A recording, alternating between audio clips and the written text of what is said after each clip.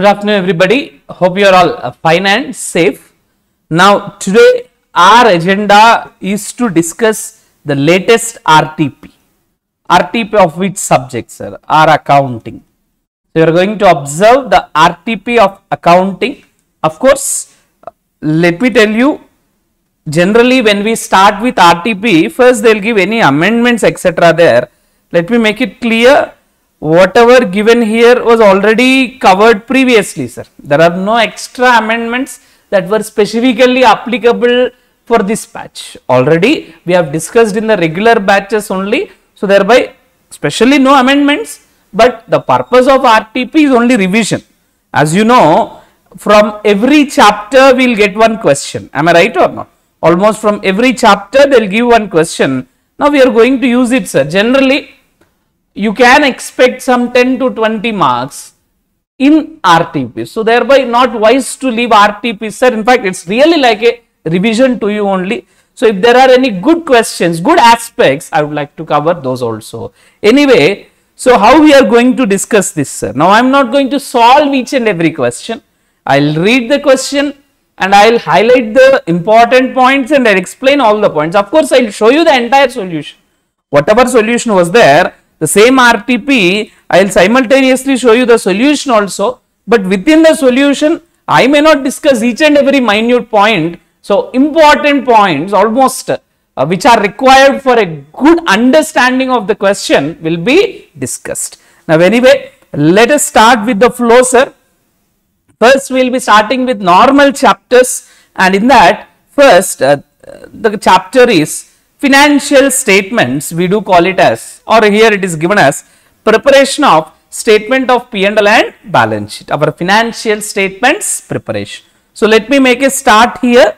Now, the following balance appeared in the books of Oliva Limited as on 31st March 22. Okay.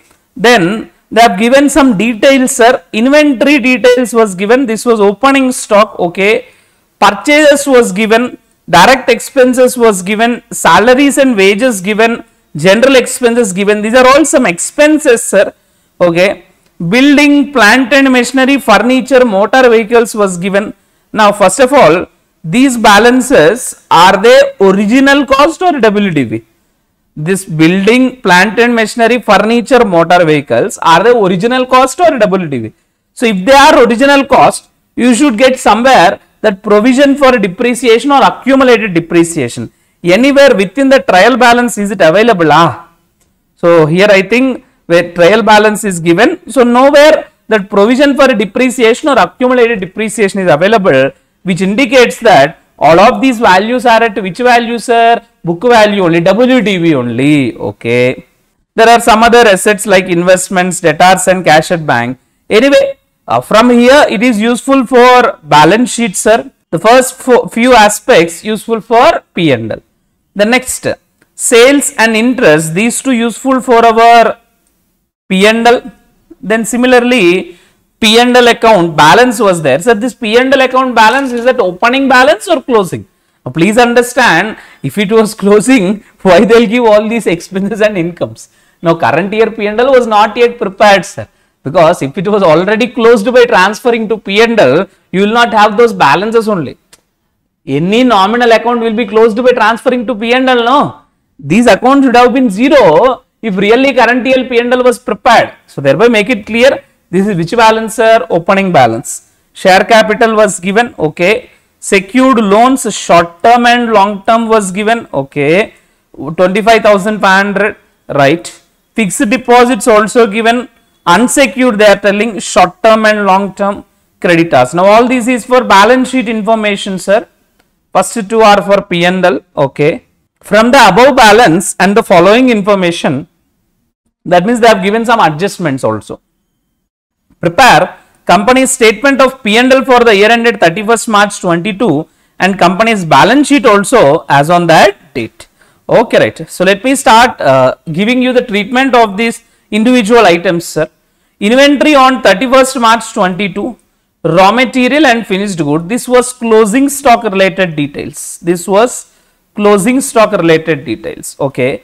So, there were some outstanding expenses, sir, manufacturing salaries and wages. Now, what we will do? for the existing expenses, we have to add it. Any outstanding has to be added in the P&L, and once again, it has to be shown as a liability in the balance sheet.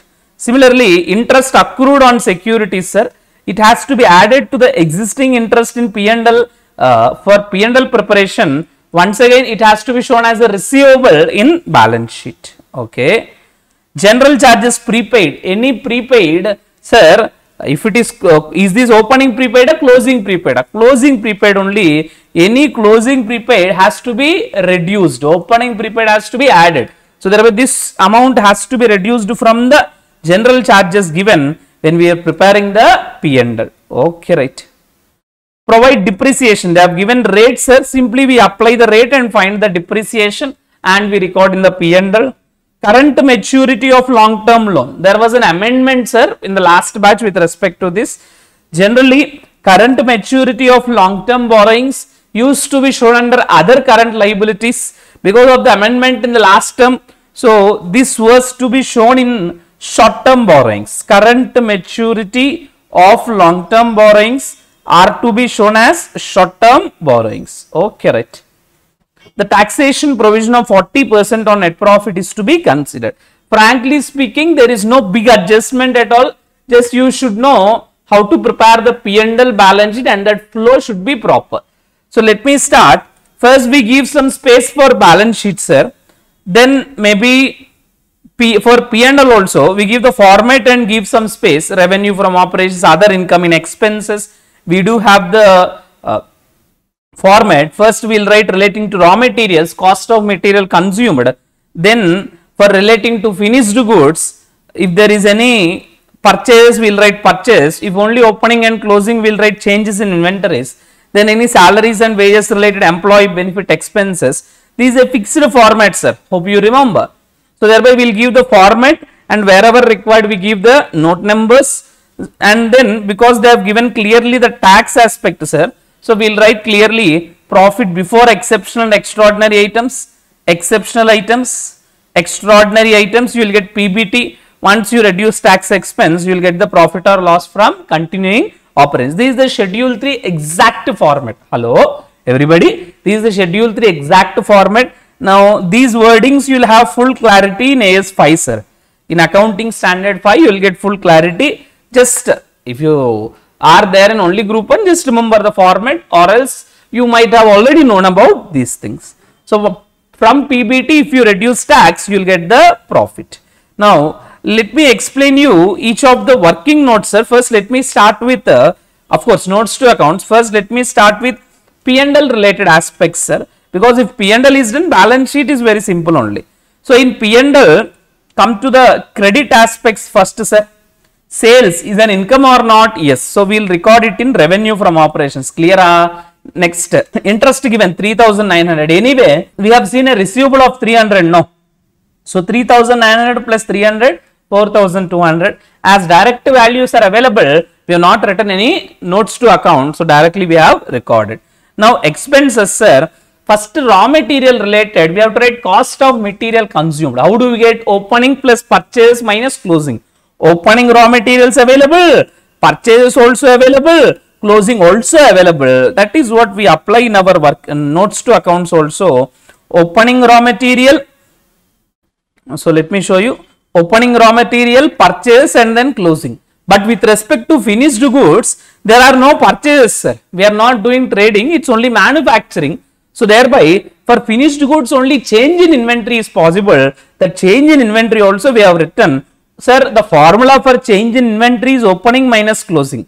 If it is negative also, we will record in the same way. Only thing, we will show it as a negative figure. In this question, opening is 46,500, closing is 60. So, it will become negative, sir. Presentation, they have done reverse actually. But it's okay. Ultimately, you have to show it negative in the P&L, sir. So, that is what they have also done. So, for that point, it's not an issue.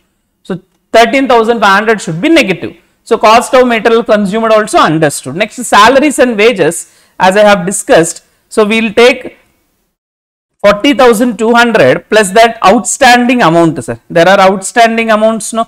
4,500. So, you will get 44,700. Similarly, depreciation also, we'll observe each of these items, sir. They have given rate, book value, WDV is also available. Simply apply the rate, you will get the depreciation. Exactly, sir. All 4 items are there. They have given rates. Simply apply the rates. Now add all the 4 depreciation. Now you can write here. So hope it is clear. Very, very simple. Straight only. So no big discussion required. So depreciation also done. I think there are no finance costs, sir. Income is their interest income that we have recorded. No finance cost. Then whatever other expense you are having, you will write under other expenses, sir. In other words, now just look into the question. Manufacturing, whatever expense you have not recorded till now, manufacturing expenses you can write. Similarly, general charges prepaid. Of course, you have to add outstanding for manufacturing, reduce the closing prepaid for general charges. In that way, so we can complete the P&L. I think all items are done, sir. Once we complete all these items, we get what? Profit before exceptional and extraordinary. Then ultimately tax expense of the rate of 40% has to be reduced. Then you will get the profit or loss. This is the profit for the current year. So when we prepare that reserves and surplus, for the opening we will add this. Then we will get the total reserves and surplus. Discussion clear? So anyway, first one, share capital, no change, sir. Whatever given in the question, we simply follow. Then reserves and surplus, simply we will add current year profit to the opening. Then we are having secured loans. So 4,521 out of 21,000. So 1,000 is relating to current maturity. So thereby we should consider only how much, sir? 20,000. And one more thing, so you could observe, let me show you. So one is we should consider only 20,000, and we are talking about long term, sir. Now you please take this one. In long term 3,300 was there. So 20,000 and 3,300, you will get 23,300.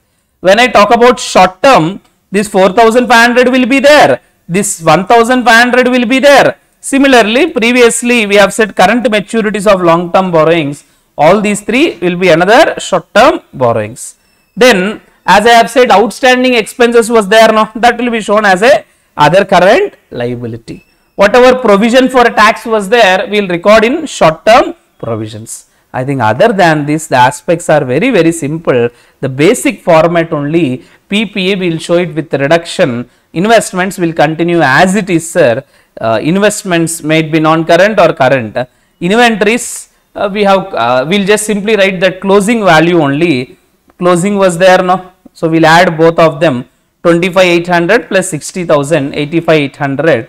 So trade receivables will simply write as it is. Cash and cash equivalents also as it is.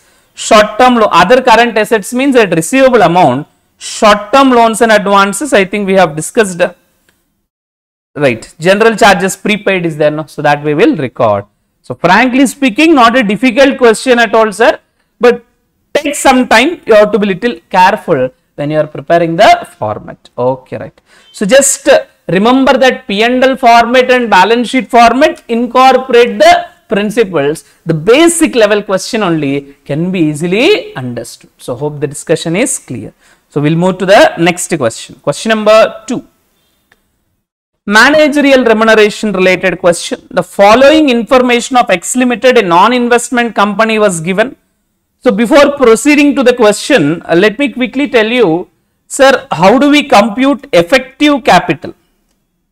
Because you should know that managerial remuneration, there are 2 scenarios. One, you are having adequate profits. Other, where there are inadequate profits or insufficient profits. Now we are dealing with inadequate or insufficient. Where there are inadequate or insufficient profits, now we have to pay remuneration based on effective capital. When I say effective capital, so we should know the meaning, in other words, the formula of the effective capital. Let me tell you, in simple, effective capital refers to capital employed in the business, for long run. So this is what the general meaning. That's why we take entire share capital, sir, equity share capital or preference share capital. Similarly, entire reserves and surplus also, because equity is nothing but capital employed. Debt is also capital employed, but in debt we take only long term, because we generally mean The capital employed in the business for which term, sir? Long run. That's why only long term will be considered. Short term aspects will not be considered. Never any short term loans or debts will not be considered. In reserves and surplus also, all free reserves can be happily employed in the business. That will be considered, sir. Securities premium will be considered, sir. But really, revaluation reserve, is it something which you can employ in the business? No, that will not be considered. Similarly, capital reserve, if it is arising from sale, sir, that means if it is realized in cash, it's okay. So, arising from sale means it can be considered. So, like that, all these aspects is part of the effective capital. Capital employed in the business for long run. So, we will consider all these things. But we have to understand one thing, sir, when we consider all the aspects in source side, automatically we consider all the aspects on application side also. Am I right or not? Everybody, when I consider equity share capital, preference share capital, reserves and surplus is equity part. When I consider the debt part also, that means automatically I am considering fixed assets, automatically I am considering that investments, automatically I am considering current assets, all the application side also I am considering. This point clear? Clear. But what do we mean by effective capital? Capital employed in the business for long run. Capital employed in where, sir? Business. Do you think really investments is something which is employed in the business? Really, is it something which is employed in the business? No. But we do have corresponding source somewhere in reserves and surplus. Am I right or not? Yes. So, when you consider this one, that means automatically you are considering everything. Yes. So, thereby they say some reductions also required. From this formula, we reduce any investments also. So, hope it is clear. But if your business itself is doing investments, then same business then need not be reduced. So, just like we are adding profits, any losses, reduction is required. So, hope you have understood something, sir. Just we have to consider various aspects and reduce investments. So, that is the way of computing effective capital. Let me quickly deal with this question, which is very simple now. The following information of X Limited as on 31st March 2022 was obtained. Authorized was given. Authorized doesn't matter for us. Issued and subscribed, in that preference was given, will be considered as part of effective capital or not? Yes. Equity was given. Is there any call they are making? No. But is this a part of effective capital or not? Yes. Capital reserve will be considered or not? Yes. But realized only we will consider. In simple, they are telling out of this 1,75,000 revaluation reserve. Revaluation reserve, is it really employed in the business? No. So, thereby, first of all, it is not realized only to be used in the business. So, thereby, that part will not be considered. I will consider, but only 25 I will consider. Securities premium, yes. Debentures, generally long term, so yes. Investments has to be reduced. Profits we will add, sir. Just like that, if there are any loss, that also to be reduced. Like that, we have to compute effective capital. Let me show you.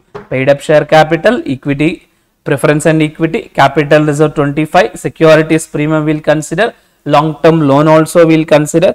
We will show these two as reductions, investments and P&L. In that way, we can compute the effective capital. So, hope everybody have understood. So, with this, question number 2 also completed.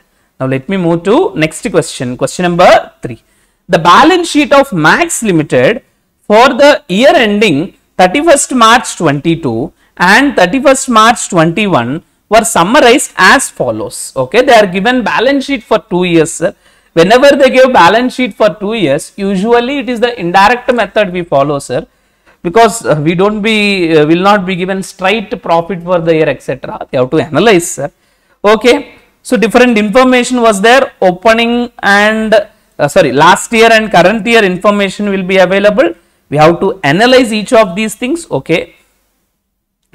Next, notes to accounts was also given, sir. Different items was given. Now, the P&L for the year ended 31st March 2022 disclosed the following. PBT was there, income tax was reduced, you will get the PAT also, okay, right. Further information is available. They have given depreciation for each of the year, building, furniture and fixtures, car, etc. Investments purchased, sold, etc. was given. They're asking you to prepare cash flow statement for the year ended 31st March 22 as per AS3 under indirect method. So first the activity that we should do is giving the format, sir. We'll write cash flow from operating activities. We'll always start with what, sir? Net profit before tax. So for net profit before tax, we have to adjust non-cash items and non-operating items. So thereby depreciation non-cash and any non-operating items we'll add. So we'll write like this, sir, adjustments for non-cash and non-operating. Then we'll do working capital changes, sir. That is increase in asset or decrease in etc. Then we get cash generated from operations less income tax paid. We'll get net cash from operating activities. This is the first part in the format. Next, investing and financing looks simple, sir.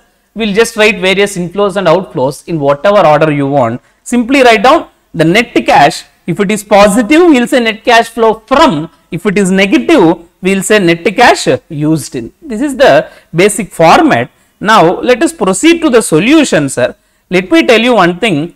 For the questions where you are having more assets or where you are having this income tax, etc., you will have a better understanding where you prepare the ledger accounts. So, now let me quickly prepare 4 or 5 ledger accounts, sir. Then our analysis becomes very, very simple. What are the ledger accounts that I should prepare? Now, this is given at WDV, sir. Simple for us. So, normal depreciation etc. is sufficient. Have they given any provision for depreciation? No. They have simply given depreciation for the year. So, which makes our work very, very simple. So, let me draw these 3 ledgers, sir. Building. So, because once the ledgers are there, it becomes very, very simple. Building, furniture, then car, then investment account. So, these are the 4 ledgers. First we will prepare, then also we will go for provision for tax also. So, if we prepare these ledger accounts, the rest of the discussion becomes very, very simple. So, let me quickly start preparing these ledgers. First we will write the opening balances in each of the cases, sir. So, they have given clear information. So, it is how much, sir? Be very careful what is current year, what is previous year. So, this is current year, this is previous year. So, you can write down openings and closings, sir. 20,000, 22, 16. These are the openings, sir. So, I will write down 20 is building. Similarly, furniture is 22. 2 balance brought down furniture 22,000. Similarly, car 2 balance brought down 20, 22 and 16,000. So, this is car. Okay. Then we can write the closing values also 19, 34 and 25.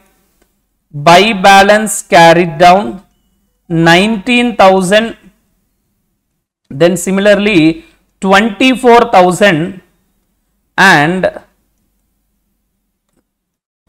so 19, 20, sorry 19, 34 and 25, sir, sorry.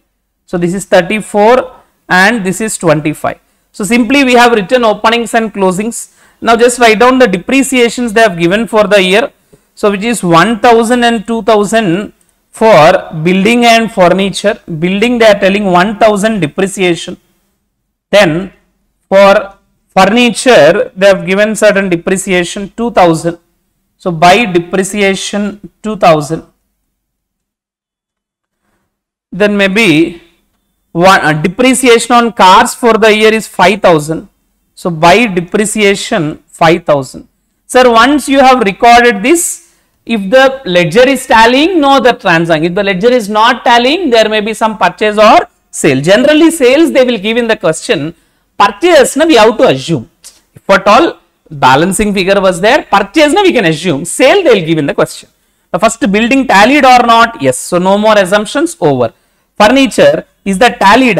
22 and 36, sir. Difference was there. So, we will assume there was some purchase of what, sir? Furnitures. So, thereby 2 bank balancing figure. So, it is purchase 14,000. So, this is the way we fill the ledger. Now car also, there was a sale, sir, they have only given. First let us record. One car was disposed during the year for which 3,400, whose WDV was 2,000.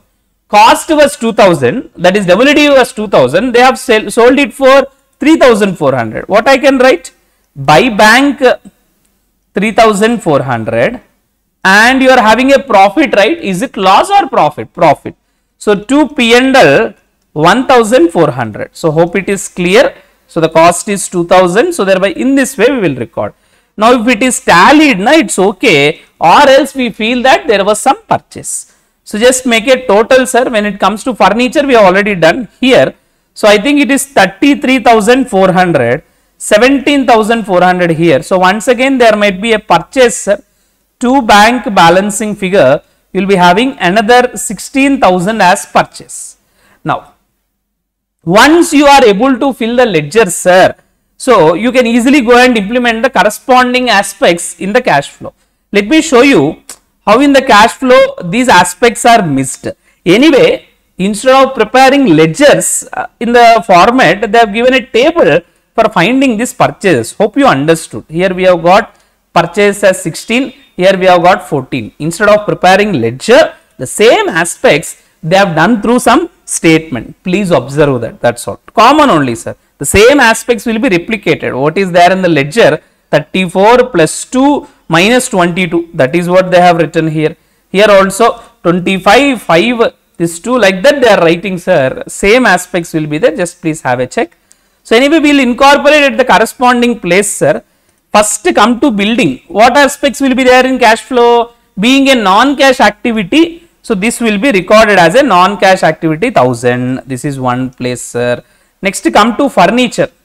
Next come to furniture. This is one non-cash activity to be added 2000. Then there was a purchase of 14 outflow. We both will write 2000 here and an outflow in investing activity. Purchase of car, purchase of furniture 14,000. Now when it comes to investment, sir, this is a non-cash activity. Similarly, this is a non-operating activity. There was some purchase and sale. Purchase and sale we can record 3,400 inflow, 16,000 outflow. Then the rest being non-operating activities we have to write down, sir. So one is 5,000 depreciation, the other one profit on sale. The profit on sale 1,400 we are reducing. In that way we will fill in the corresponding places. Next we are having investment, sir. So let us prepare that investment account also. You will have full clarity. So what is the investment values given? 28 opening, closing 32. So to balance brought down 28,000, by balance carried down 32,000. So these are the openings and closings. We will simply record whatever they have given, sir. So what else they have given in the question? Purchased investments of 6,000. So I will write to bank 6,000. Okay. Next what they have given, sir? Sold investments of 10,000.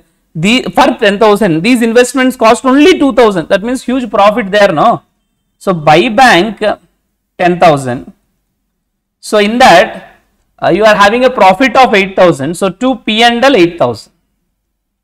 So hope that is clear. Now make a total 28, 836, 642. I think it's matching. So there is no need to look after any balancing figure. That's all over.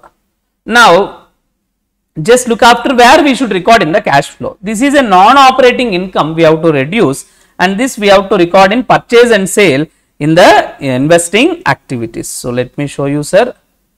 This will record as purchase and sale in the investing activities. So this non-operating income reduction and then purchase and sale, inflow and outflow. That's all. All the investing activities are over.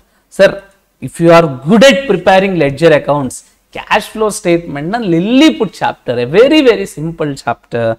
Okay, anyway, with this, all these adjustments are over. Now, provision for tax also, sir. This is also one ledger. If we are good at, rest aspects becomes very, very simple. What is the format, sir? By balance brought down, do balance carried down. Generally, whatever is the opening balance, that will be paid during the year. And whatever provision we have created, that will be lying as the closing balance. This is the general nature. But out of the four aspects are to be filled. No. If they give any three, simply we'll write the fourth as a balancing figure. Hello? Out of the four, if they give any three, we'll write the fourth one as a balancing figure. No sir, they have given only two. Then our assumption looks okay that opening is generally nothing but paid, closing is nothing but the provision. So let us see, have they given two information or three? So opening is 4, closing is 7, write it. 4,000, 7,000.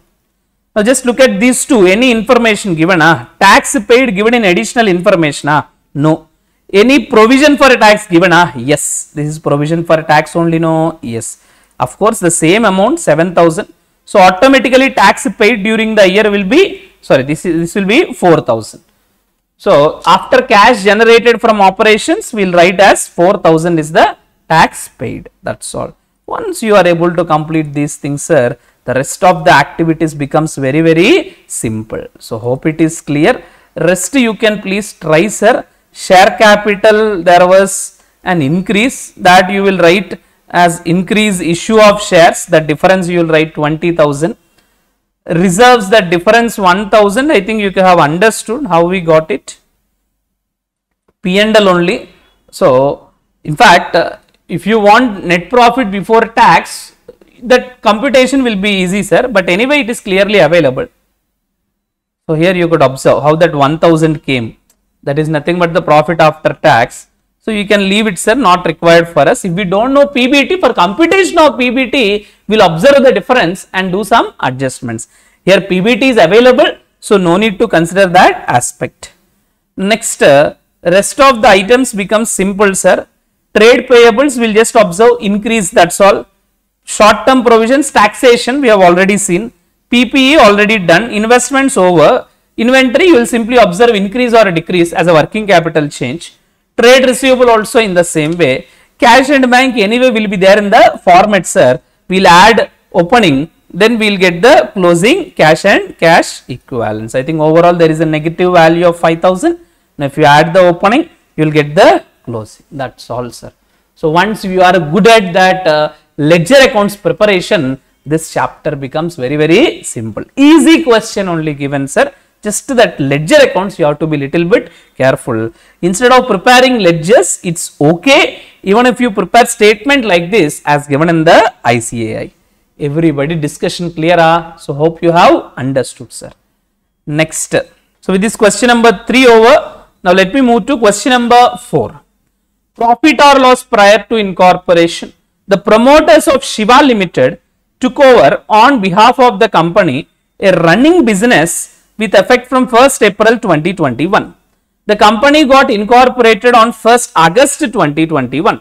Okay. The annual accounts were made up to 31st March 22, which revealed that sales for the year total 24 lakhs, out of which sales till 31st July is 6 lakhs. Gross profit ratio was 20%. They have given various expenses, sir.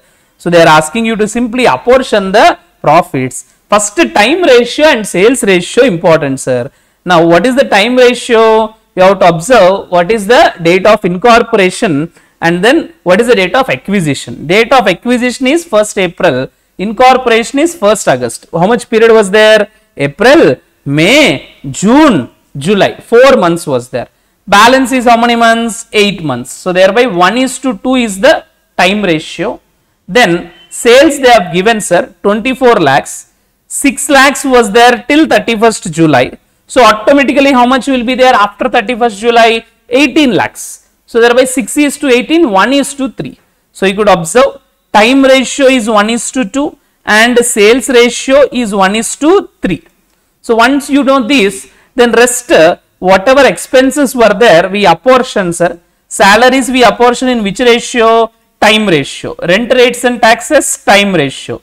Sundry office expenses, anyway I will show you directly in the solution only. Salaries, time. Rent rates and taxes, time. Sundry office, time only. Travelers commission. Sir, when they say travelers commission, so here our employee is like a salesman. We are telling traveler, no. So thereby straight away if they are salesman related, any commission, sales ratio. discount allowed sales ratio, bad debts also sales ratio, director fee is possible only for company, so directly post incorporation. Then they have given tax audit fees, sir. Generally, audit fee means two types possible, statutory audit and tax audit. Statutory audit means company audit, sir. So it is only post, but tax audit means applicable for anybody.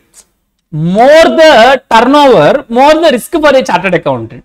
So there will be more fee will be charged. I can say more the turnover, more the tax audit fee. So both are having linking. That's why generally tax audit fee will be apportioned in which ratio? Turnover ratio.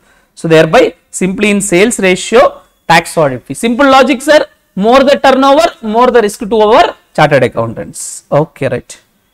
Next, depreciation time ratio. Debenture interest na possible only for companies. So thereby post. That's all, sir. Very, very simple question. Next, let us move to another question, sir. Question number 5. Pass journal entries in the following circumstances. Now we are dealing with bonus issue chapter, sir. They are asking you to pass journal entries in the following circumstances. Rise Limited with subscribed capital of 7,50,000 consisting of 75,000 equity shares of 10 each, called up capital of 7.5.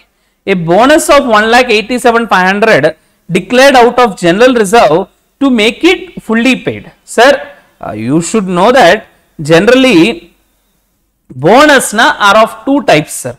One is issuing fully paid bonus shares. Hello, either the bonus may be issuing fully paid bonus shares, or the second type may be converting partly paid into fully paid. Sir, first type fully paid, second one converting partly paid into fully paid. Converting partly paid into fully paid, sir. So when I talk about fully paid bonus shares, entries are very, very simple, sir. So any CRR, if you use CRR, or any free reserves, or of course securities premium first, to bonus to shareholders, then bonus to shareholders to equity share capital. This is the simple journal entry that we pass. Of course, if there is any amount uncalled, first we will try to collect the money from them for that other entries. Now, sometimes they may not pay us the money, they may in turn ask, sir, don't give us fully paid bonus shares. Anyway, you are giving fully paid bonus shares to some people. No, for us, as we have not paid you fully, just give some proportionate bonus amount. We are just converting partly paid into fully paid. We are not going to issue any full shares. In such a case, generally, let me tell you one thing, this is not legally there in the law. Nowhere it is clearly given, sir. So that's why there is no specific rule telling that all these reserves can be used. But because free reserves can be used for any purpose, now we feel that even for this purpose also free reserves can be used. There is no legality for this type of bonus. That's why we don't use anything except free reserve. So the entry will be free reserve to, let me tell you, before writing this bonus to shareholders, I would like to tell you one thing. First, already only few calls done. We have to make them a final call. So what we will do is, we will say, generally, what is the journal entry for making final call, sir? Due entry. Equity share final call to equity share final call to equity share capital. Am I right or not? So that is the first entry. Then we will write bank account debtor to equity share final call. Am I right or not? Now here what we will do is, so we will make the due entry as usual. Then instead of recording as bank to equity share final call, have you received that? No. So what you will write is bonus to shareholders to equity share final call. So hope it is clear. I am giving as bonus, sir. So that's why I will debit it. Similarly, for using that, giving that bonus, we use free reserves to bonus to shareholders. In this way, entries will be passed. Here the regular journal entries. Here, first due entry. Then generally I receive money. Instead of money, I will debit bonus because freely I am giving. Then how I am giving out of free reserves. In this way, journal entries will be passed, sir. Let me quickly show you. First, they have given out of general reserve and they are making partly paid into what, sir? Fully paid. So these three entries will be passed. First, due entry, share final call to share capital. Next, bonus to shareholders to share final call. And at last, free reserves to bonus to shareholders. Like that, few entries may be order na up to you, sir. Just but these are the journal entries. Next, A limited company having fully paid up capital of 75 lakhs consisting of equity shares of 10 each had general reserve of 30 lakh 15,000. It was resolved to capitalize 7 lakh 50. That means 7 lakh 50. Na, they thought to give us bonus by issuing 75,000 fully paid shares only. How 75,000? Total 7 lakh 50,000 shares are there. No. So 1 for every 10. So simply the normal entries, sir. So we are using free reserves only. So free reserves to bonus to shareholders, then bonus to shareholders to equity share capital. Straight journal entries will be there. So hope it is clear. Next, issue of rights shares, sir. Mira Limited has decided to increase its existing share capital by making rights issue to its existing shareholders. Okay, company is offering one new share for every 2 shares held by the shareholder. Market value of the one share is 360 and company is offering one share of 180 each. Okay, calculate the value of right. What should be the ex right value of a share? Now let me tell you, sir, value of a right will be computed like this. Value of a right is cum right price minus ex right price. Hello, what is the value of right? It is cum right price minus ex right price. So cum right price means they will only give in the question. So what is the cum right price? Market value of a share is 360. No. So this is the cum right price, sir. Before giving rights, this is the proper market value. Okay. What is ex right price? Simply I can say ex right price means the price of a share excluding the rights component or after exercise of the rights. Usually any share value, how do you compute? Wealth divided by number of shares. That gives you share value. Am I right or not? So here, because we are discussing about share value after rights, I will say existing wealth, simply I am telling, sir, existing wealth plus new wealth due to rights, because we are trying to find out total wealth after rights, divided by total number of shares after rights. This is what required, sir. Total number of shares after rights. So what is the existing wealth? Now what is the rights ratio, sir? Ratio is 1 share for every 2 shares held. So let us assume, hello everybody, we are having 2 existing shares, sir. So thereby existing wealth how much? 2 into 360. So how much right will be given? 1. So thereby, suppose if we exercise 1 into how much we have to pay to the company? 180. So 1 into 180 divided by totally how many shares will be there after exercise? 2 plus 1. So this is called as ex right price, sir. So hope everybody have understood. Simply it is share price after exercise of the rights. So let me show you the solution. So in this way, if you compute 360 into 2 plus 180 into 1 by 3, you will get 300 per share. Cum right minus ex right. So it gives you value of right, which is 60 per share. Per share, so it is 60, sir. Value of right per share. Hence, anyone desirous of having a confirmed allotment of 1 share from the company, how to pay 120. Now, what is this one, sir? Now, please understand, in every share, this is the right component.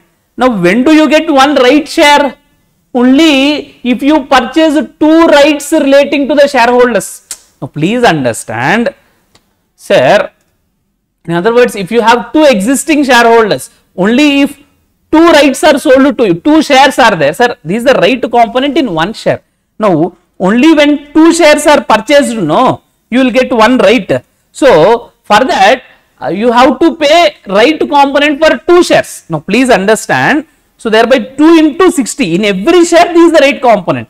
So, like that, totally how much he has to pay to get 1 new share at a concessional price? 120 he has to pay to the new party, because the other party, if they are having 2 shares, now in every share 60 is the right component. So you have to pay them 120, then they will give that entire right. So hope everybody have understood. So leave it, sir. So that is question number 6, rights shares. Now let us move to the redemption of preference shares chapter, sir. Simple chapter. Dheeraj Limited had 5,000 10% redeemable preference shares of 100 each fully paid up. Okay. The company had to redeem these shares at a premium of 10%. So we know the journal entries for redemption of preference shares. So what are the journal entries for redemption of preference shares, sir? So generally it is preference share capital to preference shareholders, then preference shareholders to bank. If there is any premium, we will write premium on redemption to preference shareholders, then preference shareholders to bank, and for the nominal value of the preference shares redeemed, we transfer to CRR. Entry will be free reserves to CRR. For premium expense, we are going to adjust it against any P&L. So these are the general entries that will be there when redemption happens. So here also same way, but for raising fund, first they have issued some shares and debentures. Sir, really debenture fund raised, will it be used for redemption, sir? Redemption of preference shares? The answer is no. That is only for fund, sir. Now please understand, they might have already got some reserves and surplus. Now that may be blocked in any fixed assets. Now they don't want to release those funds, sir. That's why they are going for debentures. Now when they redeem preference shares, what they will say? No, debentures you will get in cash, no. Then what they say is, for redeeming preference shares, what I have used is of my profits only. Now debenture fund is there in fixed assets. Like that, some interlinkage they may try to communicate. Sir, once anything converted into cash, it loses its significance. Don't think when we raise debentures, really we are using debentures there. When we are just raising fund there, that's all. Debentures are not being used actually. So please understand, the fund only being raised, because we might have free reserves, but that may be there in fixed assets. Now when we raise debentures, now it will be there in cash. Once anything converted into cash, it loses its significance. Now once it is there in cash, you cannot identify whether the source is debentures or reserves surplus also. They try to interlink that concept. But remember one thing, sir, a huge discussion will be there, but I am just doing normally. Simple way of remembering is, we are not raising for redemption, we are not actually using debentures, it is only for raising the funds. Funds are insufficient. We are having profits, but it is blocked in assets, but we are issuing debentures just to raise the cash. We feel that later on, the debenture fund was blocked in fixed asset, our profits are released. That is what our assumption. Now anyway, let us quickly write the journal entries. So first bank to equity share capital, then bank to debentures, then that preference share capital, premium on redemption to preference shareholders account, that entry is also common. Shareholders to bank is also common. Then we have to pass an entry for CRR. Now how much amount will be transferred? Nominal value which is redeemed through free reserves. Nominal value is 5 lakhs, but out of that 4 lakhs is through equity shares only. So 1 lakh transferred na sufficient, sir. So nominal value less proceeds of fresh issue. Proceeds of fresh issue in the sense, those you can use for redemption. Equity shares alone we feel we are using, sir. So less proceeds from new issue of equity shares 4 lakh. That means we feel that balance 1 lakh redeemed through free reserves. But it is blocked in fixed assets. That's why we raise funds in the form of debentures. But still later on what we feel is, profits only, now they are in cash, debentures fund now blocked in fixed assets. Like that we interchange. So no problem. So we are not using debentures, we are just raising the fund for the other item. That's all. That's all. With this, redemption of preference shares also completed. So hope everybody have understood. Now let me move to redemption of debentures, sir. Another easy question. XYZ Limited has issued 1012% convertible debentures of 100 each, redeemable after a period of 5 years. Okay.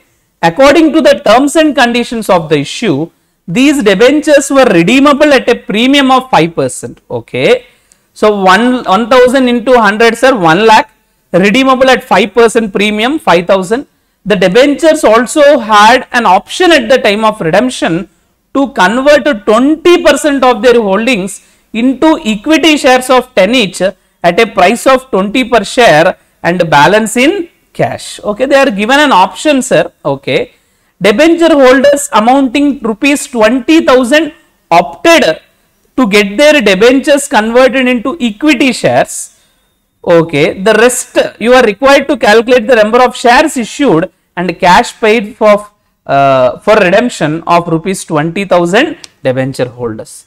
First, look at the option given, sir. Total 1 lakh face value, 5% premium 1,05,000. Okay, debenture holders option what, sir? They can convert 20% of their holdings into equity shares of rupees 10 each at a price of 20 per share and balance in cash. Only 20%, sir.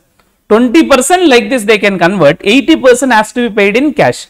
Debenture holders amounting 20,000 rupees opted for like this, sir. That means 80,000 have they taken the option? No. Straight away they will get what, sir? That 105 rupees. Hello. Straight away they will get 105. So let me show you the working, sir.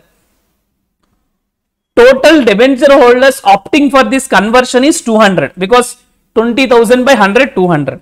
In that, what is the convertible portion? 20% only, no. So thereby, number of debentures that will be converted is also 40 only. So for 40 debentures, how much has to be settled actually? 40 into 105. This amount we are going to give in equity shares of 10 each issued on conversion. Of course, 10 na face value, sir. So 4,200 by 20, 210 shares. Now, for these 200 also, 160 debentures will be settled in cash only, sir. 160 into 105, this will be in cash only.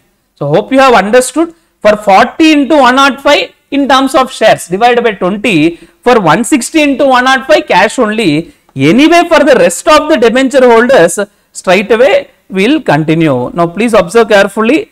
Total 1,000, sir. The rest of the 800 will be paid normally. They are just asking only for this 20,000 debenture holders. They are not asking for balance 80,000. They are simply asking number of shares issued. Shares issued for which one? Only those who opted. They are asking cash paid for those 20,000 only. That's why we have not discussed. But 80,000 worth debentures also will be paid in cash at 105 rupees. That's all, sir. So simple question. Totally 8 questions over. I think in the previous session we have completed the first 8 questions, the last one being redemption of debentures. Now let us continue with the balance. Investment accounts. Alpha Limited purchased 5,013.5% debentures of face value of rupees 100 each of Pargot Limited on 1st May 2021 at the rate of 105 on cum interest basis. Hello.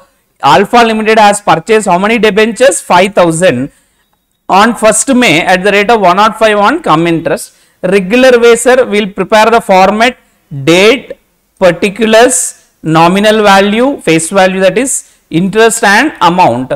So for purchase we will write to bank. So 5,000 into 105 minus that interest, sir. Interest is for how many months? Look at the interest due dates, 31st March and 30th September. So thereby, I think only 1 month is the accrued interest. Of course, you have purchased now. If it is an opening balance, there could have been a accrued interest. So no issue. So 13.5% into 1 by 12, sir. So here for that 1 month, if we compute na, we will get the interest. From total, if you reduce this, you will get the amount 5,19,375. So hope it is clear. Next, the interest on these debentures is payable on 30th March. Okay, on 1st August, company again purchased 2,500 debentures. Once again, same way. Now, once again on cum interest. So we will write 2,500 into 102.5, which may be, I think, 2,56,250. From that, you will reduce the interest portion. Interest will be computed for how many months, sir? April, May, June, July. 4 months. 4 months if you compute, it will be 11,250. 2,50,000 into 13.5% into 4 by 12. Okay, right. So in that way, you will complete second transaction. Now I think interest due date will be there on 30th September. So on 30th September, we will record by bank in the interest column. Next, on 1st October, the company sold 2,000 debentures at the rate of 103 each on ex interest basis.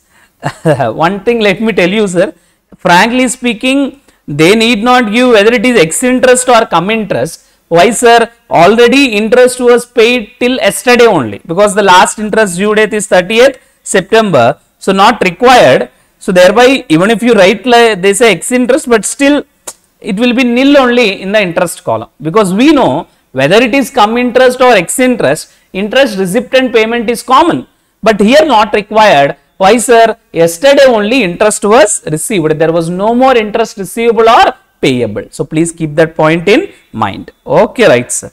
So thereby it is 2,06,000. The market value of these debentures at the close of the year was rupees 106. So this is useful for year end valuation. Okay. You are required to prepare investment in debentures account in the books of Alpha for the year ended on average cost base. Sir, actually speaking, we will have a similar question in our material where we do have convertible debentures and conversion related aspect. But here that conversion aspect was removed, thereby question will be very, very simple. Now, once you done this, now average cost method will apply, by balance carried down, the closing will be there, sir, 5,50,000. Interest, we will write accrued interest, because on this 5,50,000, 13.5%. So we will apply for the last 3 months. So we will get the accrued interest, 5,50,000 into 13.5% into 3 by 12. We will get the closing accrued interest. So whenever there is sale, sir, I think in between on 1st October when there was sale, you have to compare with the cost. Which method you will follow? Average cost method you will follow. So that is what they have given. 5,19,000 plus 245 divided by 7,50,000, because face value is 7,15,000 of our purchase, into 2 lakh, you will get the cost. This is the sale price. The profit or loss also recognized. Hope everybody it is clear. Now the question is very simple. We have to multiply with market value, sir.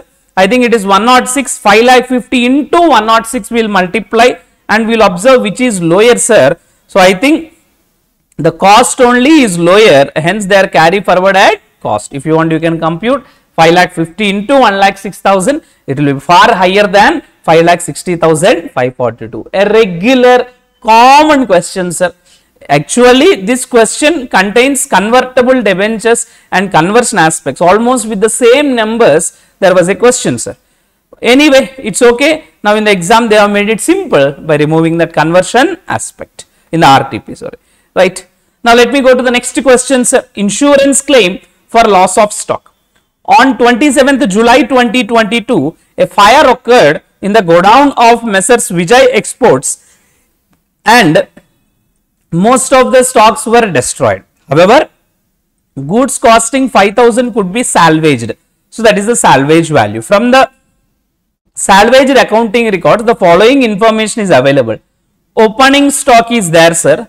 Purchases was given, wages was given, goods sold on approval and goods given as free sample was given. Other information, while valuing the stock on 31st March, 1,000 had been written off in respect of certain non-moving items costing 4,000. A portion of these goods were sold at a loss of 700 or original cost of 3,000.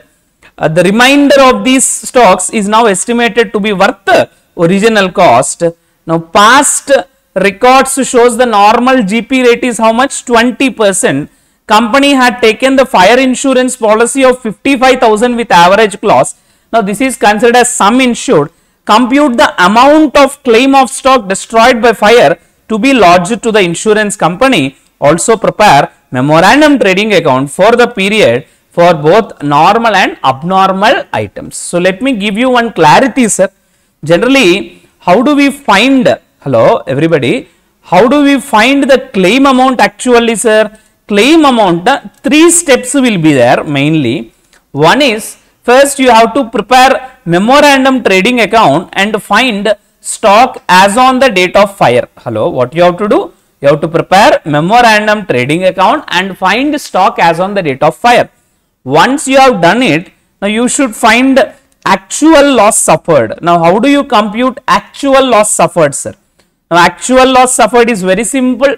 Actual loss suffered is equal to stock as on the date of fire. Just observe how much stock was there as on the date of fire. Now, reduce any salvaged stock, sir. If there is any salvaged stock, we will reduce, and then if there is any firefighting expenses, we will add. I think there are no firefighting expense in the question. Now, once we know this, we will just compare policy value and stock as on the date of fire. If it is less than if the policy value is less than the stock as on the date of fire, we apply average clause. Anyway, they have given it is less only, average clause has to be applied. So, thereby this is the process, sir. First we have to prepare memorandum trading account, of course covering what, sir? Both normal items as well as abnormal items. Now, before proceeding to the solution, let me tell you one important aspect, sir. Here we are preparing memorandum trading account. Which account, everybody? It is not normal trading account. So, what we are preparing is memorandum trading account. Sir, the word memorandum represents dummy. Hello, what is that? The word memorandum represents dummy, sir. In other words, for a specific purpose only we prepare any memorandum account for that matter. So, may it be this one or go to departmental accounts where you prepare memorandum stock and memorandum markup account, whatever it may be, sir. All these memorandum accounts are dummy accounts prepared for a specific purpose. Now, what is the purpose here? Hello, you are telling memorandum account is for a specific purpose. No, sir. Then what is the specific purpose, sir? I am telling you, the purpose is very simple, to find the stock as on the date of fire. Hello, everybody. What is the purpose, sir? To find the stock as on the date of fire. Okay, sir. Now, when we prepare like that, we have to be little bit careful, sir, with respect to normal and abnormal. Abnormal in the sense non-moving or slow-moving items, sir. Sometimes certain goods may not have demand properly. At such a case, in the year end, will you value at cost? No, because market price much lower. No, we'll apply our prudence and we'll record it whichever is lower. As a result, some write-off may happen in the closing stock. Everybody, this point clear? Some write-off may happen at the closing stock. But the point is, do you think the same write-off applicable for all types of goods? No, because every item may not be non-moving or slow-moving. This point clear? Hello, every item may not be non-moving or slow-moving. So, thereby we have to segregate both normal and abnormal. So, let me show you the segregation once, sir. Now, please observe carefully. What is the opening stock here? 63. But in this 63, they are telling that 1000 had been written off in respect of certain slow moving items costing 4000. That means, how much is the abnormal stock value included there? Out of the 63, I say that 3000 is abnormal. Accept, because 4000 was the total cost. In the 1000 written off, no. So, how much is left? 3000. I will write like this, sir. In normal column, I will write 60,000. In abnormal column, I will write the balance. Everybody, this point clear? First, look at normal items, sir. I will explain you abnormal items later. So, normal item portion, 60,000. Hope this point is clear.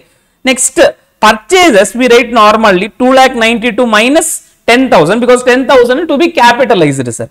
So, thereby, I will write 2,80,000. That's okay. Of course, 2,000 this one also there. So, thereby after reducing this, that is goods distributed as free samples, we get 2,80,000. Next, wages also 53 minus 3,000. So, once again 50,000. Then sales 4,12,300 was there. In that, goods sold on approval base na 40,000, sir. No approval has been received in respect of 1/4. Sir, if approval has not been received, should it be included in sales? No. So, that's why reduce the sale. How much? 10,000, 1/4. So, I will reduce from sales 1/4, sir, 10,000. And one more thing. Now, in this sales, something is included, sir. A portion of these goods were sold in June at a loss of 700 on original cost of 3,000. Loss of 700 means for how much value it was sold, sir? 2,300. Accepted, Cost is 3,000, sir. Sold at a loss of 700. That means sold for how much value? 2,300. This was included here or not? Yes. So, thereby that 2,300 has to be reduced, because I am trying to find the normal portion, sir. So that 2300 has to be reduced. That 10,000 also has to be reduced because that was not really sales, 1/4. So we'll reduce. When you reduce, you'll be getting 4 lakhs. So hope it is clear, sir. Hope you have understood how we got that. 4,12,300 minus 10,000, you will get 4,02,300. In this, that 2,300 is abnormal portion that we will reduce. So hope it is clear. Next step. Once sale portion was recorded, sir, goods sold on approval, that 10,000 is sale value, but we have to record separately. Why, sir? If I just reduce from sales and if I don't record separately, it will increase the stock value. But really such stock there in the godown. Hello? When you are telling goods were sent, sir, but not sale, then if you reduce from sales, that's correct only. But if you don't record separately in another name, what will happen is unnecessarily closing stock will increase, because always we find closing stock as a balancing figure. If we reduce some value on the credit side, automatically the closing stock will increase. That's why what we will do, we have to record the cost separately. 10,000 is sale value, reduce the GP percent 20, you will get cost 8,000.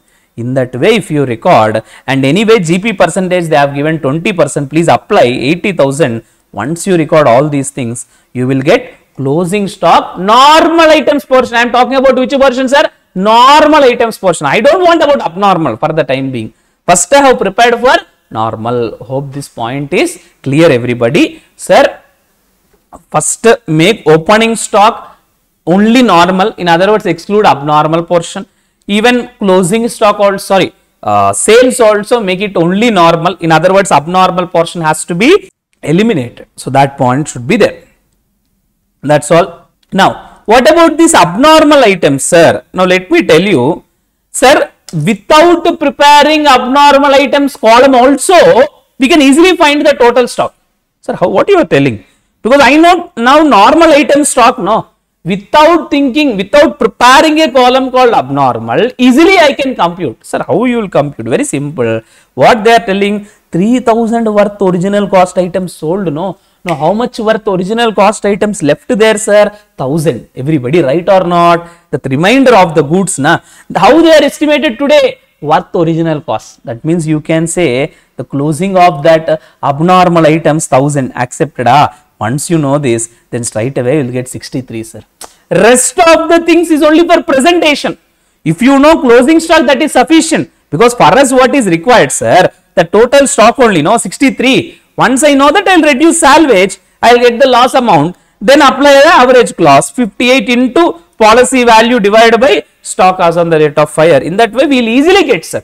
Only thing we should know, once I segregate into normal and abnormal, normal is important for me. Find the normal closing stock. Then abnormal, they have only given in the question, simply add it. But anyway, for presentation sake, what we will do, what is the total original cost? I am writing the original cost now, sir, 4,000, and out of that sold, no, 3,000 worth. So I will write by sales and by loss, balance 1,000, na, there like this. Everybody, this point clear?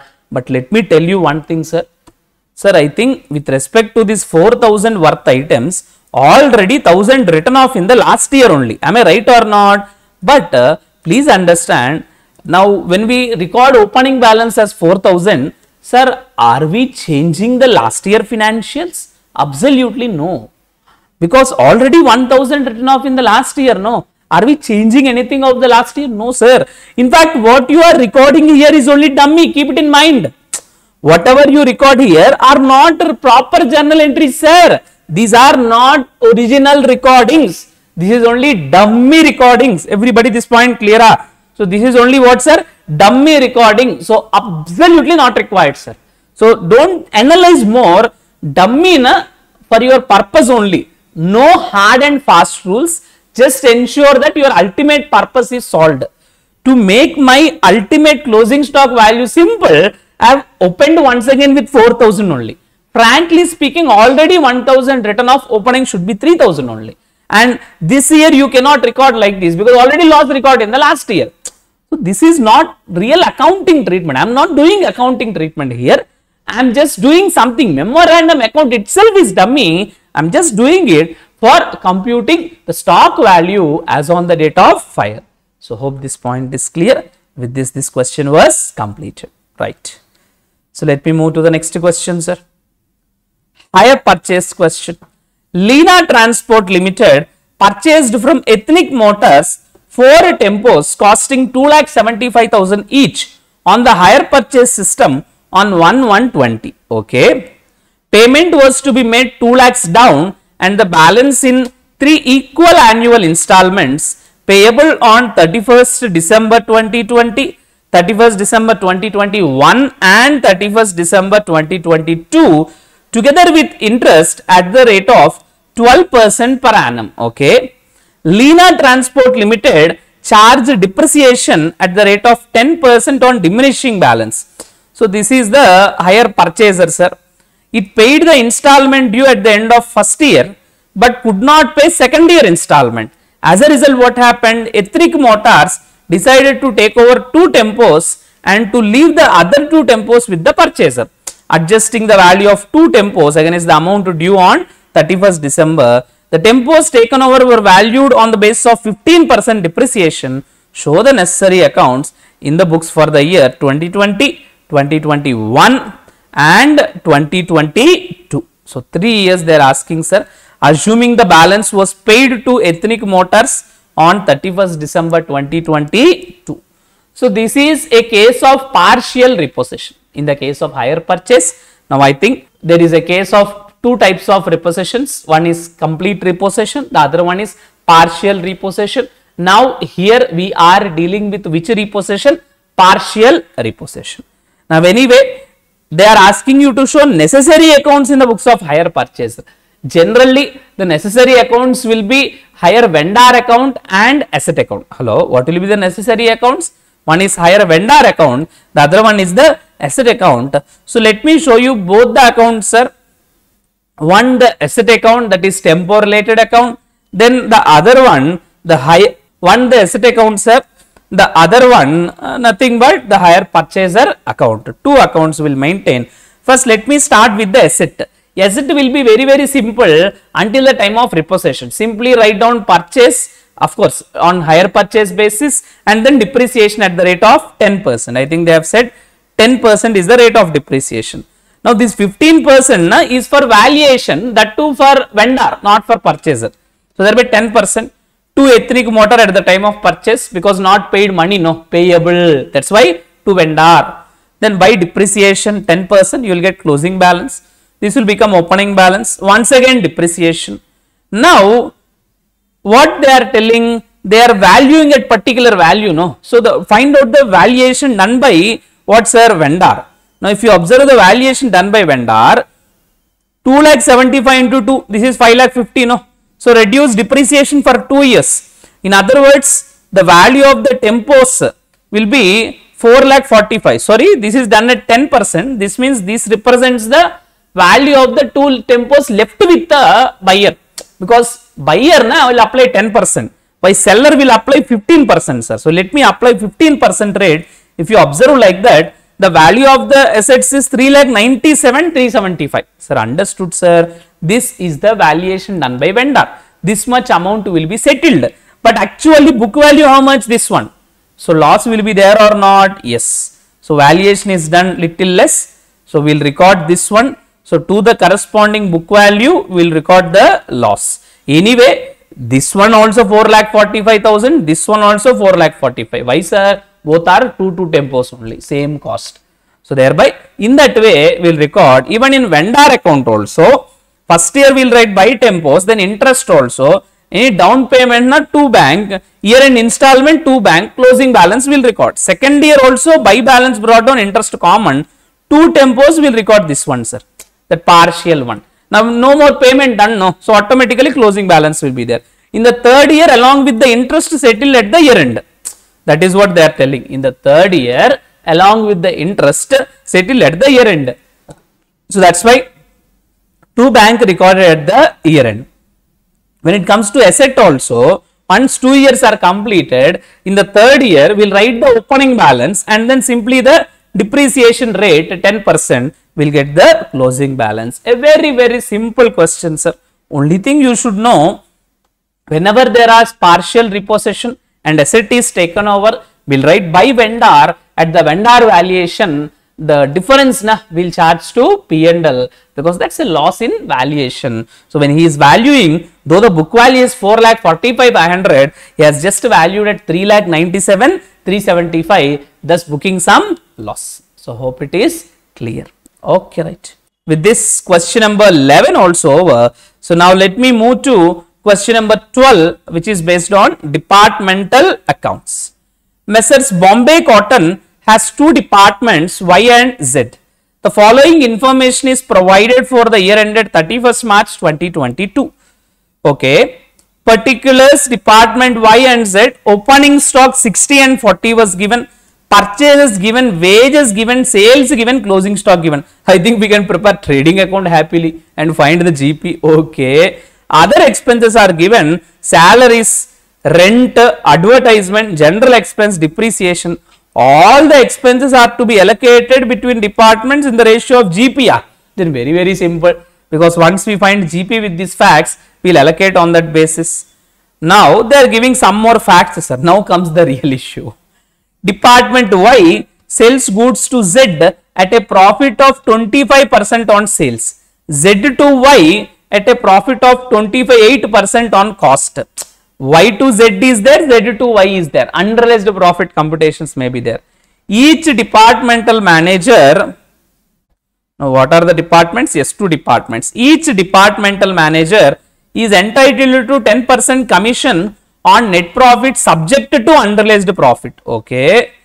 Stock transfer during the year from Y to Z was 40 and from Z to Y was 50.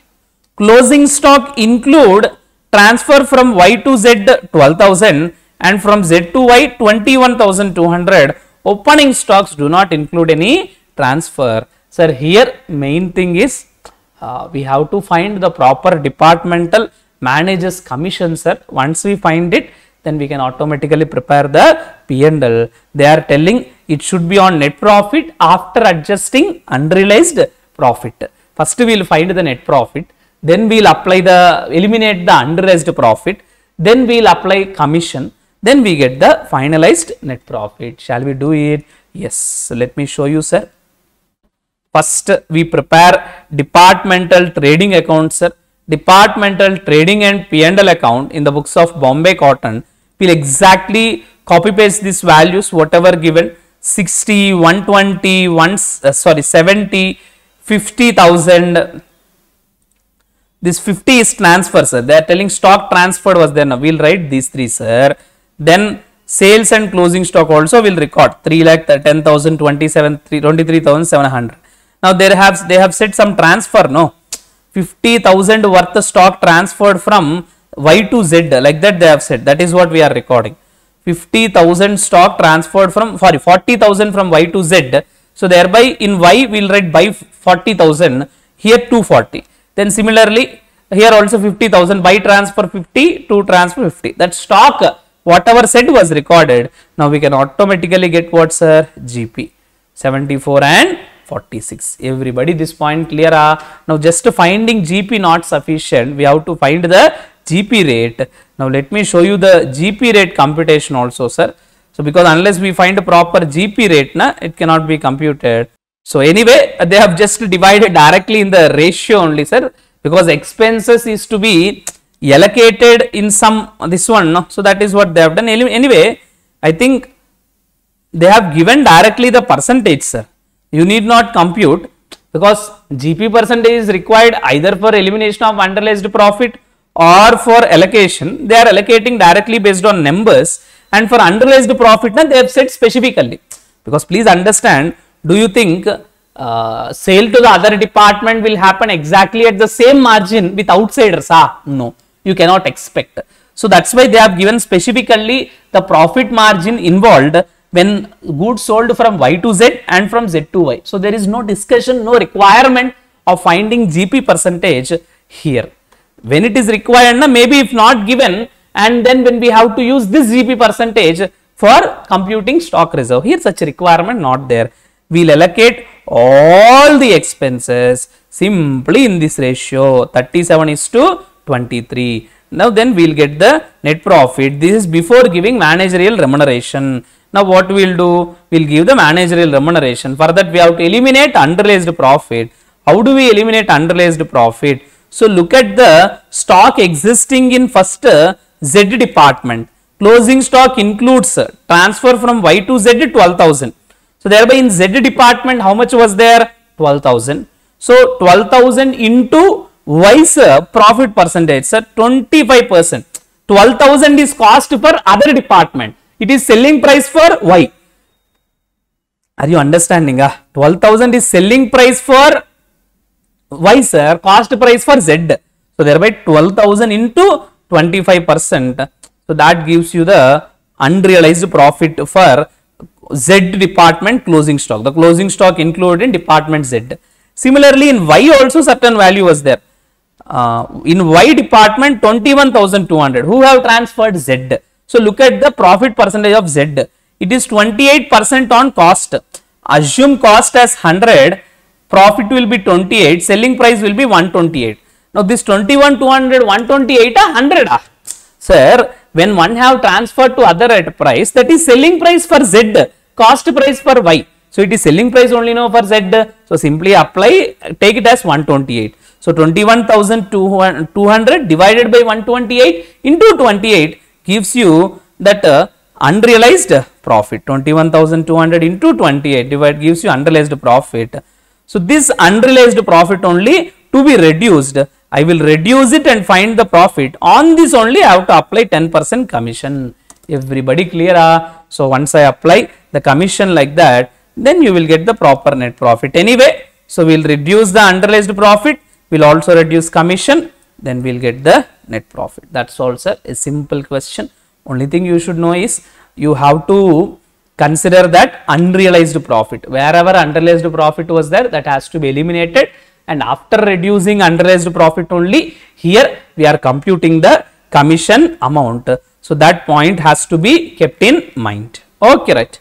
Now, two more questions are left, sir. Now, let us move to the question. Accounting for branches. Now, we came to branch accounts, sir. In branch accounts also we are dealing with which type of branch, sir? Independent branches, that is foreign branches. Independent and foreign branches we consider together, but anyway, we are dealing with foreign branches. M&S Co of Lucknow has a branch, sir, which is which operation? Integral. I think depending on integral or non-integral, our rates will be decided. So this is which operation? Integral, foreign operation. Where it is there, sir? Canberra. Okay, branch is there in Canberra, but head office is there in India. As of 31st March 2022, the following ledger balances have been extracted from the books of Lucknow office and Canberra. Okay, they have given items, sir. What we are going to do is, we are going to take at the corresponding value, sir. The stock information also available. They have given some stock information also. What you are required to find, sir? You are required to convert the branch trial balance into rupees by using the following exchange rates. They have given exchange rate, opening, closing, average, and then fixed asset. Sir, generally for all expenses we use average rate, sir. For opening stock, opening rate. For closing stock, closing rate. Or monetary items also closing rate. For fixed assets we apply fixed asset rate. That is what the rates to be applied. Once you convert the trial balance, you are required to prepare trading and P&L also to the extent possible, segregating that head office results and branch results. Hope the question is clear. Now let me start showing you the answer, sir. First, conversion, the basis has to be decided. Let me show you one by one, sir. Plant and machinery, fixed asset, no. So whether fixed assets or its related depreciation, accumulated depreciation, whatever it is, we apply fixed asset rate. This point clear? Hope it is clear. Next, any monetary items like debtor or creditor will be applied which rate? Closing rate. Opening stock, no. So opening rate. Monetary item, once again, closing rate. Purchase and sale, being an income or expense, has to be measured at average 51. Goods received from head office. Sir, when we talk about goods received from head office, no specific required because they might have clearly sent, sir. They might have clearly recorded in dollars only. Now we are preparing in home currency. Let me show you. Stock as at 31st March. Now head office sent to goods to branch at cost plus 25%. Now we are recording actual only directly. So there is no need to write any other things. It is $5. Now we are recording 100,000, sir. So let me show you that actuals only we will be recording, sir. Whatever stock was transferred, so we will record it actuals. So let me show you where the values was given. So 100. So yes, here it is given, sir.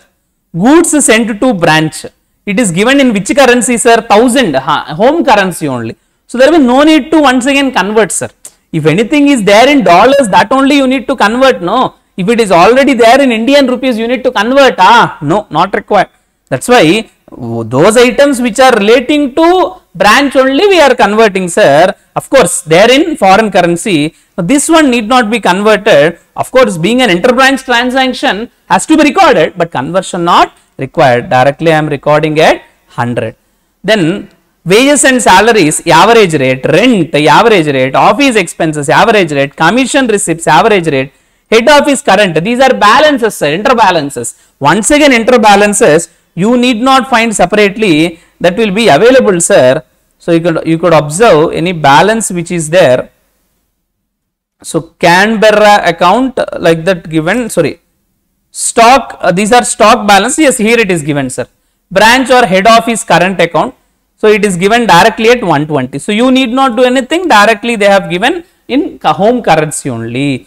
If something is available in home currency, particularly cross transactions, sir, or cross balances, you need not convert them. So that is what we have taken directly. Sir, hope the conversion to this extent is clear. Once we know the conversion, many head office aspects anyway directly there in rupees only, sir. Now branch also we have converted, almost everything we have converted, no, opening like that, everything in thousands. Now what we will do, we will record head office aspects straight away. Let us say opening stock is there, we will write this one straight away, this one a converted value. Similarly purchase, this one straight away, this one a converted value. Like that we are going to record, sir, opening, purchases, then goods received, here it will be there, sent will be there, both in home currency.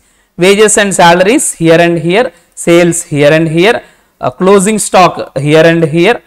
So in that way we will get GP. Sir, hope you understood. Home currency data already available, we will write directly. Foreign currency we have converted, now we have taken all those values. Now when it comes to P&L also, all other expenses na common, sir, easily you can do it. Rent here only. Similarly, office expenses given in home currency and foreign currency. So we have recorded provision for doubtful debts. Look at the debtors or creditors. Debtors value, you apply the percentage, sir. Of course, conversion also exactly in the same rate. Then depreciation already computed. Then that closing balance, sir, in that way we will get. Now only thing, important thing is, all this difference will be there, no, in exchange. That difference we will call as foreign exchange loss, that has to be recorded in P&L. So that point, one important point, sir. So that we will record as foreign exchange loss. Another one is managing partner's salary, that was recorded separately here as in the total column, because he is representing for both head office as well as branch. They want to write it together, in the total column only they have recorded. Now other than this, very simple. Now depreciation, the computation was given, please check it, sir, easy only. The asset balances we know at the beginning, building, plant and machinery, original cost minus accumulated depreciation gives you WTV, sir. Then you have to apply the rate. So that rate once you apply, you will get the closing. Anyway, for depreciation computation only we are doing, sir. Anyway, home currency, straight away numbers given, take it. Foreign currency we have already converted. So once you know it, the rest is basic application only. So hope everybody have understood. Easy question only. Just you should know what conversion rates to be used. Then a little bit carefulness is required while you prepare both the trading and P&L simultaneously for head office and branch account. So hope the discussion is clear. Next, last topic, sir. Once this one is completed, we will straight away Move to the standards portion. Of course, standards related aspect. So, framework and any other AS2, AS10, 11, 12 and 16. So, like that we deal with standards related questions also. First, let me complete immediately this last question of normal chapters. So, let me deal with that, sir. Aman, a ready-made garments trader, kept his books of accounts under which system, sir? Single entry system. On the closing date, that is on 31st March 21, his statement of affairs stood as follows, sir. Aman's capital given, loan given, creditors given, building, furniture, motor car, stock, debtors, cash in hand, like that some information given, sir. Okay. Riots occurred. Riots means what, sir? Some strikes, etc. Fire, that freedom, etc. Something. In other words, some fights may be there, no? Fights or riots, we call it as. And a fire broke out on the evening of 31st March, destroying the books of accounts. So, generally when fire occurred, what will happen, sir? Now, every asset, stock will be destroyed, fixed assets will be destroyed. And do you think when fire occurred, as an employee or management, what we'll do? Fire occurred, okay, continue. Like that will we do? No, we'll try to save the stock or any other aspects from fire. Now, particularly employees, they try to save everything, sir. Few employees will be talented employees, sir. So, they will try to overprotect assets. In other words, they will take the cash and keep it, they protect it like anything that nobody can find it. Only they will know, that's all. In other words, they will take away cash permanently because everybody is already in fire. Now, they say that this cash box also lost in fire. Okay, anyway, let us see. On that day, cashier has absconded with the available cash. Now, you have to find that cash. Anyway, once that loss is found, what you will do, sir? Because we should know accounting treatment of that loss, no? So, once you find the loss, what you will do? Sir, it is loss because of cashier. In other words, loss by theft. We can call it as loss by theft. What we will do? Ultimately, you should know one thing. In balance sheet, cash balance will reduce. Your P&L also will reduce. Am I right or not? In P&L, you have to show as to loss by theft. To loss by theft. If you ask me the proper entry, it will be like this, sir. Loss by theft account debtor to cash because cash was gone out. Then later on, being the loss, we have to charge to P&L account debtor to loss by theft. So, this was the journal entry for the cash lost. Anyway, once we find the cash lost, we are going to fill in that way now. So, they have given some information. Sales for the year ended 31st March 22 was 20% higher than the previous year sales. Okay. Out of which 20% sales were for cash. He always sells his goods at cost plus 20%. There was no cash purchases. Okay. Now, first for understanding this, they are telling 20% higher than previous sales. No. So, you have to observe, do you know any previous year sales? Hello. They are telling 20% more than previous year sales, sir. GP as per the last year's audited accounts was 3 lakhs. And you should know the GP percentages. He always sells goods at cost plus 25%. On cost 25% means 1 by 4. On selling price how much, sir? 1 by 5. That is 20%. Here itself you can understand how we are, what is our starting point. In other words, for sales computation, what will be our starting point? Let me show you. 3 lakh in that is GP, sir. So, 3 lakh divided by 20% will give you total sales because 20% is what, sir? On sales. So, thereby 3 lakh by 20% gives you total sales. 15 lakhs is the total sales, out of which they are giving cash sales portion and credit sales portion. They are telling 20% is for cash. So, please understand, if 20% is for cash, 80% credit sales, no. So, this is the goods sold, sir, sale value. This is GP. Now, anyway, current year sales they have said increased by 20% first of all. This is last year sales, no. Add 20%, you will get current year sales. In that apply 80%, you will get credit sales. Balance will be what, sir? Cash sales. Sir, unless we know this sales information, we cannot fill the other places. That's why I am showing, sir. Right. Collection from debtors amounted to 14 lakhs out of which 3,50,000 was received in cash, automatically balance in bank account only. Now anyway, first what we should do is, whenever we know that cash aspects has to be found in incomplete records, better to prepare all the ledgers simultaneously, sir. Only when we prepare ledger account simultaneously, we can find various aspects. So first we will open all the ledgers. What ledgers are required to be opened, sir? So first of all, debtors, any debtors account, creditors account needs to be opened, and cash and bank also needs to be opened, because here cash balance given separately, bank balance also given separately. So first write down opening balances, sir. 20 opening here, another 85 opening. I will record 20 and 85. Similarly, in debtors and creditors account also I will write opening balances. Debtors 1,70,000, creditors 3,10,000. 1,70,000, 3,10,000. In that way, first openings has to be filled. Now, whenever we know any data, we have to go and fill in the corresponding place. First, we have understood credit sales and cash sales. No, immediately go to the debtors account and fill credit sales 14,40,000, and go to cash book and fill cash sales 3,60,000. Now go to trading and P&L account and fill both. In trading and P&L we have to fill both now. So together, that is what first aspect. Say the next, collection from debtors. So go to debtors account and record the collections, sir. In debtors account, go and record the collections by cash, then automatically balance is by bank. Okay. Now I think if you observe, in debtors account everything is known, sir. 4 aspects are known. Now what is not known is only that closing balance. So we can find it as a balancing figure if required. Now anyway, let us proceed.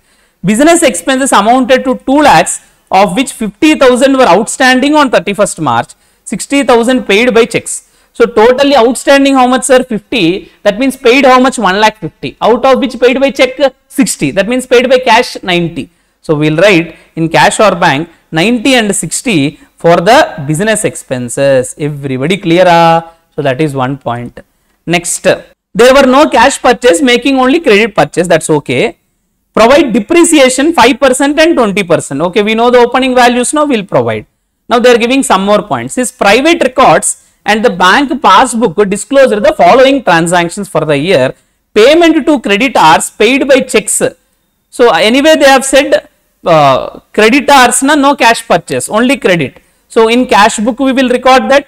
Similarly, so this one already over recorded. In cash book we will record. Similarly, in creditors account we will record the payments, sir, to bank 13,75,000. Opening balances recorded. This one also recorded. Now next, personal drawings was given 75,000. We will record in cash and bank. Similarly, repairs was given, traveling expense was given, cash deposited and withdrawn from bank. We will pass the contra entries. Cash drawn, similarly deposited. These 4 are contra entries, sir. So whatever expenses they have given, we will record, sir. So may it be repairs or traveling expenses or drawings, etc. we will record. So hope it is clear. So all the cash aspects we will record. Now next, stock level was 3 lakhs only throughout the year. So that means in our trading account also, opening stock will be 3 lakhs and closing stock also will be 3 lakhs. So hope you observe, opening will be 3 lakhs, closing also 3 lakhs. Now opening stock it is 2 lakhs. So just observe, sir, have they given in the question? If they give in the question, we will follow it, sir. But 3 lakhs was maintained throughout the year. So maybe opening stock, yes, already there, no. So they have given stock value 2 lakhs, that we have taken. Maybe once this year started, from in current year onwards, stock level was maintained. So thereby 2 lakhs and 3 lakhs, sir. So we will record at the corresponding place. Now if you observe, as we know the GP percentage, we can fill the GP also. You can get here purchase as a balancing figure. Everybody understood, because we have filled all the things except purchase. Now purchase obtained as a balancing figure in trading. Now go and fill in your creditors account, sir. Once you fill the purchases, you will get the purchase closing balance also. In that way, debtors closing balance will be there. Creditors closing balance also will be there. Now when you come to cash and bank column, I think already you have prepared everything, sir. closing balance in cash column represents was cash defalcated. In other words, cash lost. Bank column na automatically represents closing balance, sir. So this one we have to record in both the places. Once in P&L as loss, sir, 20,000. The other one anyway cash balance will be reduced. When you pass that entry, na reduction will happen, sir. Okay. So that's all, sir. Now depreciation will have recorded. Business expense also they have said clearly how much amount, sir. Now you will record. Of course, wherever accrual aspects are there, we will record on accrual basis. But otherwise, rest of the aspects are very, very simple. You have to be little bit careful only when you are computing that closing cash balance. You should have one knowledge.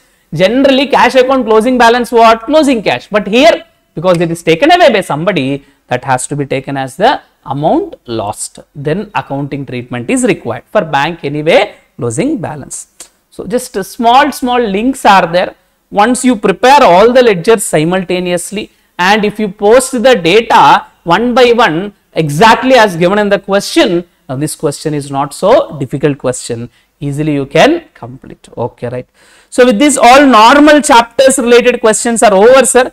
Now next standard related questions are there. I think hardly we'll have 6 questions, I think 6 to 7 questions, but can be completed very quickly when compared with normal chapters. Good afternoon, everybody. Now let us continue our discussion on RTP. Already the normal chapters part was completed. Now we have to deal with the standards part. Let us quickly deal with each of the questions. First, starting with introduction and framework based question. Summarize the balance sheet of cloth trader. They have given balance sheet details, sir. Okay. Additional information is as follows. Okay. They have given some information, right? Now ultimately what you have to do? You are required to prepare P&L and balance sheet as on 31st March 22 on the assumption that it is not a going concern. Hello? You have to take an assumption. What assumption, sir? The assumption is that it's not a going concern. Okay, right. So what we will do? First, we will incorporate opening values required if any. Then we will adjust, or let us do the other way. We will open the P&L and balance sheet format. We look after each and every adjustment and we will discuss how much value should be incorporated. Let us start. So first, PPE. So let us come item by item, sir. PPE 3,60,000, or else let us come from trading account also. So opening stock, sir. Last year closing stock will be the opening stock. So thereby the closing stock is 1,50,000. Automatically for us the opening stock will be what, sir? 1,50,000. These are the details of last year, sir, 31st March 21, and you have to prepare as on 31st March 22. So hope you got the point. So thereby opening stock will record, and they have given purchases and sales information. So 22,50,000 and 27,50,000. This also we will record, sir. Then any expenses also they have given. Expenses including interest on loan amounted to 78. Of course, this is a P&L aspect, not a trading. Okay, that expenses also we will record. Then they have given some other information, sir. Maybe closing stock also they have given. Cost and NRV of inventory on 31st March were 2 lakh and 2,50,000 respectively. Sir, cost was 2 lakh, NRV 2,50,000. We will value at whichever is lower if it is what? Going concern. If it is not a going concern, we are going to value at NRV basis. Sir, opening stock or purchases or sales will not differ whether you are a going concern or whether you are not a going concern. Your answer is not going to differ. When it is going to differ? Only when it is not a going concern. If it is not a going concern, we will take NRV. So thereby 2,50,000. So that is one point. Next, let us see the adjustments, sir. With this basic information, trading and P&L now over, let us look at adjustments one by one. The remaining life of PPE 8 years. Okay. The pattern of use of the asset is even, which indicates that SLM can be followed. Okay. The NRV of the property on 31st March 22 was 3,25,000. Okay. So thereby if we go on going concern basis, we will record the asset at which value? 3,25,000. Sir, book value how much, sir? 3,60,000. Sir, what about the difference? Book value is 3,60,000. You are asking me to value at 3,25,000. The difference has to be booked as depreciation, 35,000. Suppose, it is going concern only, then what you will do, sir? Life is 8 years, no? So 3,60,000 divided by 8 years, that amount only will be booked. So it may be somewhere around 45,000. But here it is not a going concern. So straight away we will adjust the difference of 35,000 as depreciation. In balance sheet, we will show that 3,25,000. Even inventory also as discussed above at 2,50,000. So hope it is clear. Next, purchase and sales recorded, stock also over, expenses also recorded. Deferred expenses are amortized equally over 5 years. What is the deferred expenses? 50. Sir, if you are going concern, 5 years will be there. 5 years or another 10 years you may leave. So thereby every year you can amortize some amount. But when you are not a going concern, that means you are only telling by the end of next year your concern is not going to be there. Then entire amount has to be charged in current year only. So thereby in the assumption that going concern is not there, we will charge entire deferred expenses to P&L only in the current year itself. Hope this point is clear. And in balance sheet, you will not come across any deferred expenses. It will be nil. Next, another point. Sundry debtors at 31st March 22, 1,50,000. Okay. Of which 5,000 is doubtful. We have to create provision.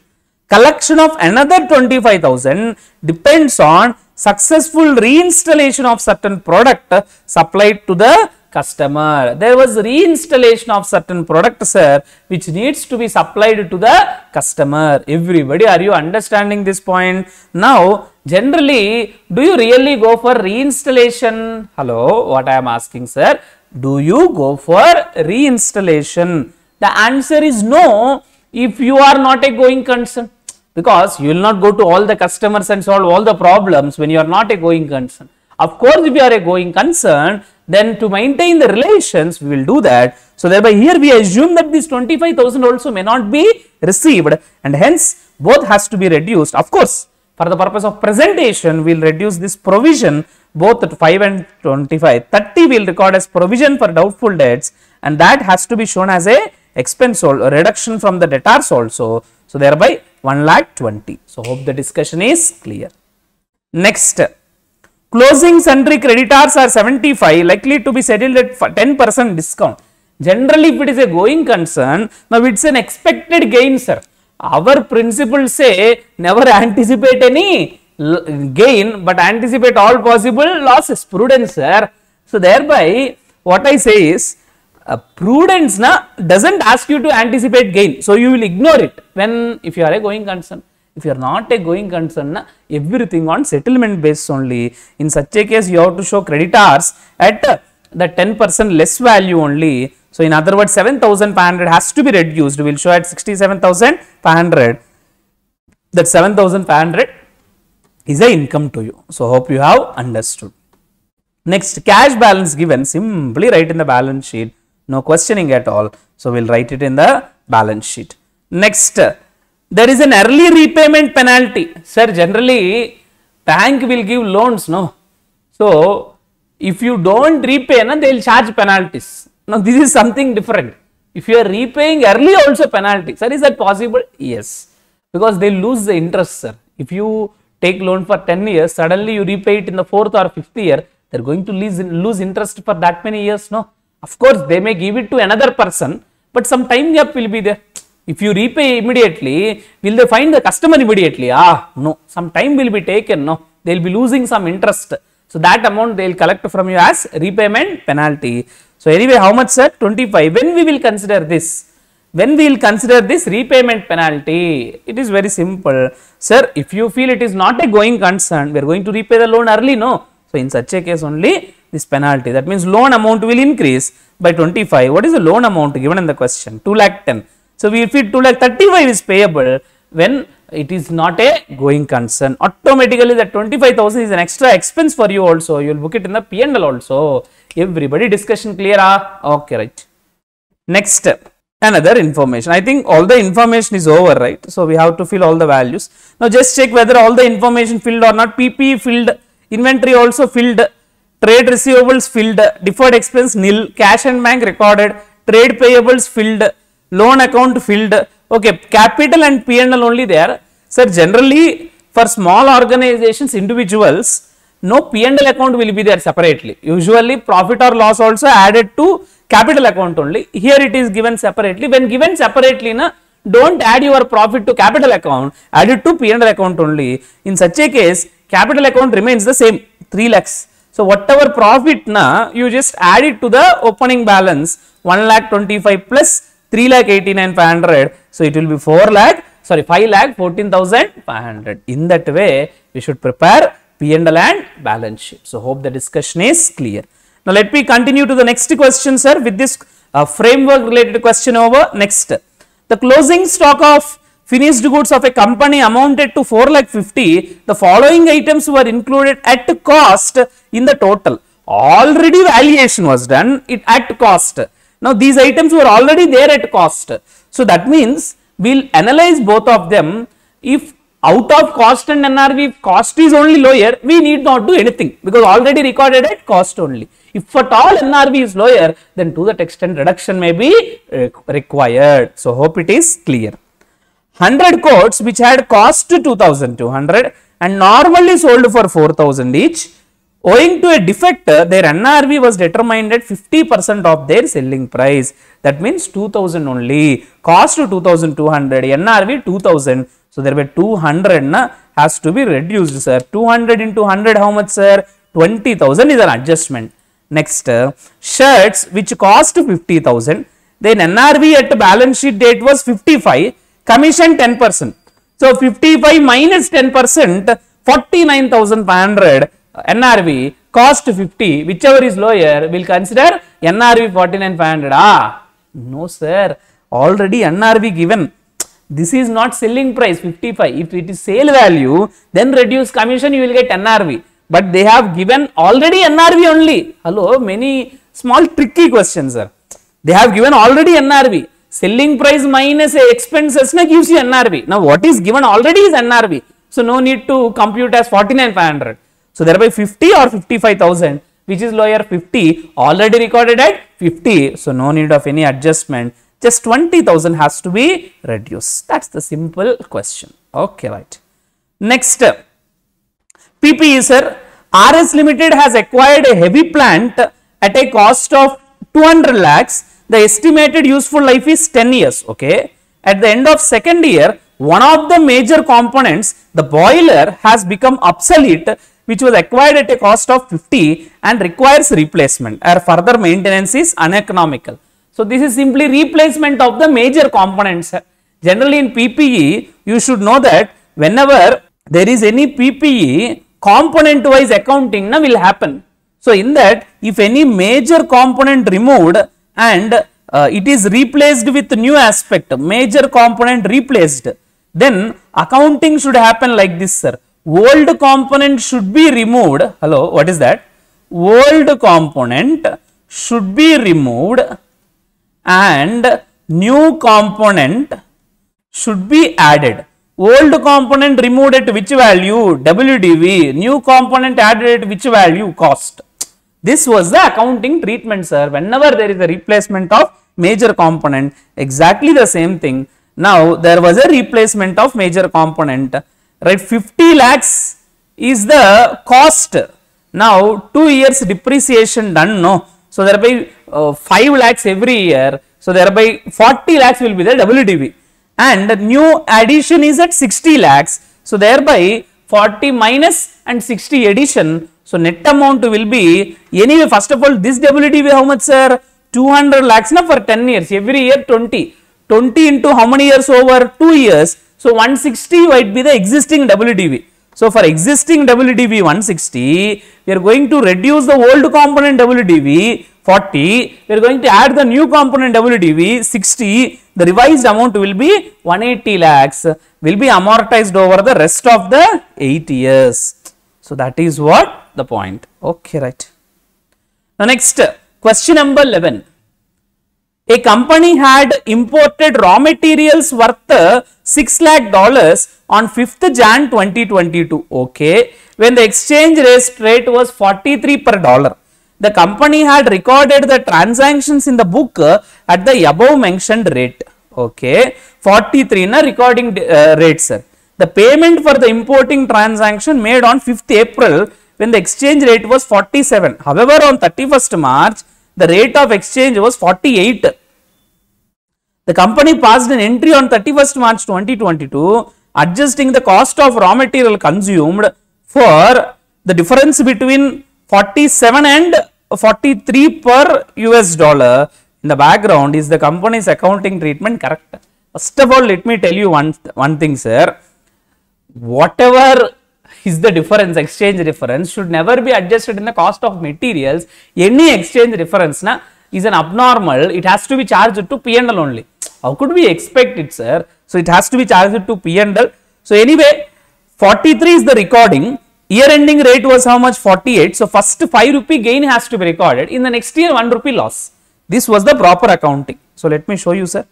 So first, as it is a monetary item, revaluation required. The 5 rupees gain has, first loss has to be recognized. In the subsequent year, 1 rupee gain because payable, no? So increase, loss for us. So first 5 rupee loss, then next 1 rupee gain. In that way, it has to be presented. Their solution absolutely wrong. Their management intention absolutely wrong. Monetary items has to be revalued. Whenever revaluation happen, that exchange difference has to be transferred to P&L only. So those are the points. Just check it once. Next, let me move to the next question. Samrat Limited has set up its business in a designated backward area which entitles the company for subsidy of 25% of the total investment from Government of India. The eligible company has invested 80 crores in the eligible investment. The company is eligible for the subsidy and received 20 crores. So this subsidy is of which type, sir? Generally, monetary grants is of 3 types, sir. Either it may be a capital risk, it may be towards promoter's contribution, or it may be towards asset, or it may be revenue related. Sir, monetary grants is of 3 types, sir. Any monetary grant we divide into 3 types. What are the 3 types of monetary grants, sir? I can simply say the 3 types are, first type, sir, the first type of monetary grant that I am telling is promoter's contribution. One type of monetary grant is promoter's contribution. Another type of monetary grant is asset related, fixed asset related, and third one is revenue related. So these are the 3 types of monetary grants. Anyway, in this question, is it fixed asset related? No. Revenue regular operation? No. Investment? No. For the setting up, so thereby it is like a promoter's contribution only, has to be credited to capital reserve. So they cannot call it as an income and they have to credit to capital reserve. These grants should be treated as capital reserve, which can be neither distributed as dividend nor can be for deferred income. These are called as promoter's contribution. It is neither in relation to fixed asset nor revenue. It is only promoter's contribution and should be credited as capital reserve. Hope the discussion is clear. Next, accounting for investments, sir. Mother Mart Limited wants to reclassify its investment in accordance with AS 13. Okay. Decide the treatment to be given in each of the following cases, assuming that the market value has been determined in an arm's length transaction between knowledgeable and willing selling buyer. Okay. So this is the definition of arm's length transaction actually. Okay, leave it, sir. Fair value actually. Leave it. Now let us see the 3 revaluations done. First, you should know whenever reclassification, not revaluation, reclassification. Whenever reclassification is done from current to long term or from long term to current, remember one thing, if it is from current to long term, on that day, what is the current asset valuation that has to be applied? If it is from long term to current, on that day, what is long term valuation that has to be applied? So tell me, on that particular day, how do you value generally current assets, in other words, current investments, sir? So this is not current assets, sir, current investments. How do you value current investments, sir, generally? So generally, current investments means cost or fair value, whichever is lower. That is what we will apply. Long term means what, sir? Cost less permanent decline, if any. But instead of giving like this, they say cost or carrying amount, whichever is lower. Hello, what they say? cost or carrying amount whichever is lower. Okay, right. Cost or carrying amount whichever is lower. So what is carrying amount, sir? Same value. So different presentation will be done, sir, but frankly speaking, forget about the presentation. We are applying the first base will be there, no, from current to long term or long term to current, that particular base will be taken. Now look into the question, sir, you will get the full clarity. Okay, right. Now please look into the question, everybody. First, current 25 lakhs was being reclassified to long term. So thereby, what is the cost? 25. What is the fair value on the date of transfer is same as the market value. That they got 30. So we will transfer at which value? Whichever is lower, current to long term means. So thereby 25 lakhs. Second scenario, current is 20, from current to long term only once again. So market value 12.5. You will take at 12.5. The same principle.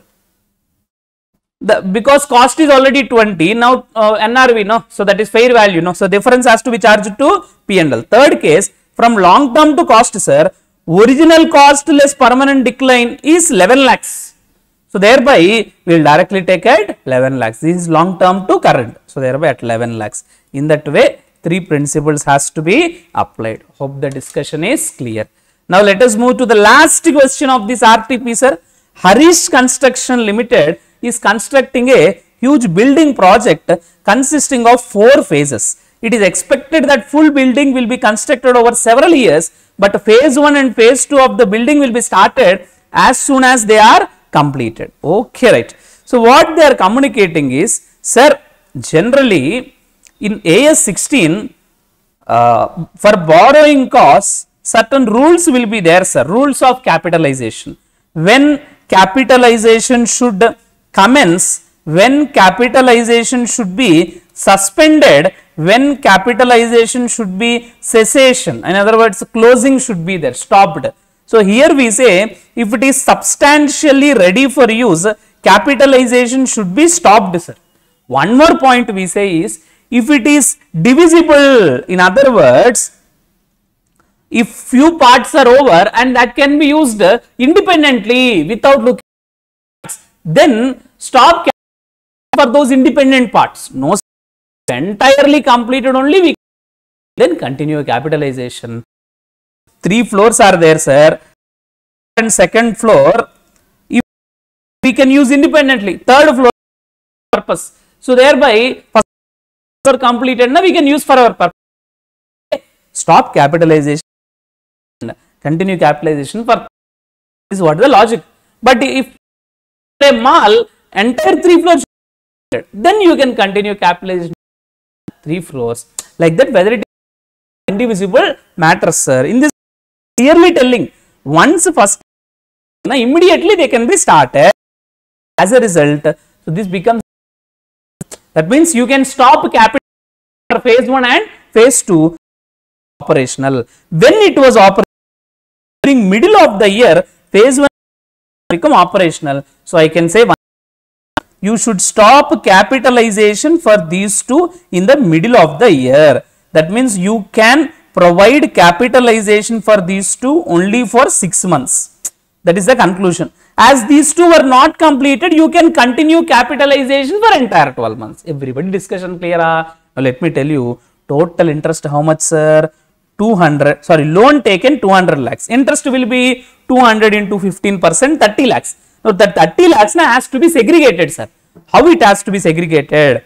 So segregate into these amounts, sir. 221 is the total. In that this portion how much? 34 plus 64, maybe 98. So 30 lakhs into 98 by 221 into 6 months. So that only has to be capitalized. Sorry, that only has to be capitalized for phase 1 and phase 2. Then or that amount should be charged to P&L also, because both are same, no, 6 months only. Now let me show you, sir. 30 lakhs into 98 divided by 221 lakhs. This is total interest on phase 1 and phase 2. Now you have to make it half, no. So in that half, 6,65,158 has to be charged to P&L. Another half, same amount only, has to be charged to P&L, and one half has to be capitalized. But when it comes to phase 3 and phase 4, entire value can be capitalized because it is not yet ready. Everybody discussion clear? A simple question only, sir. You should have little clarity about that point. When it is ready for use, we should stop capitalization. If it is completed in parts, if some parts can be readily used without waiting for other parts, then stop capitalizing for those parts when it is ready for use. That was the conclusion. That's all, sir. With this, all the discussion of RTP was completed. One thing I can say, definitely RTP will be useful for every attempt, sir. So definitely some marks may be there, may not be exactly same question with some minute variations. Don't forget to consider this RTP. Just once look at it well, it will be useful for your exam. Anyway, so write your exams well. That's all. Thank you. Bye bye.